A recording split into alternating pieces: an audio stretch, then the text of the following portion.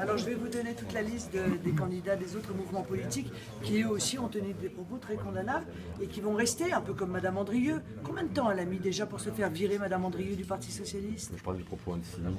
Ah, c'est plus grave que d'avoir volé l'argent et et d'avoir détourné l'argent des associations, d'avoir vendu contre des voix, promis contre des voix, des sommes ou des promesses d'embauche. C'est plus grave dans votre esprit?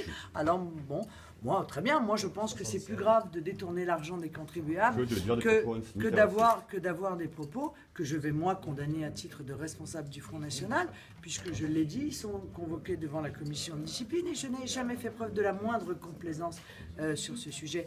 Mais vous savez, des brebis galeuses, il peut y en avoir partout. Il peut y en avoir dans chaque parti, il peut même y en avoir dans les rédactions. On peut saluer beaucoup au Front National. Non, mais... ah bon?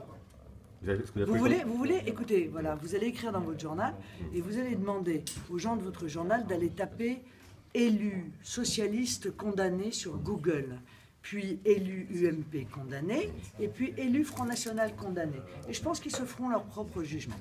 Moi, ce que je sais, c'est qu'il peut toujours y avoir des dérapages ou des propos qui sont condamnables dans un mouvement politique. Il faut juger le parti... Vous me laissez terminer, sauf si ça ne vous intéresse pas. Il faut juger le parti politique à la manière dont il réagit. Or, je remarque que les autres mouvements politiques ne réagissent jamais. Le Front National, lui, a toujours réagi avec beaucoup de rapidité et de sévérité à l'égard de ce type de propos. C'est ce que nous continuerons d'ailleurs à faire.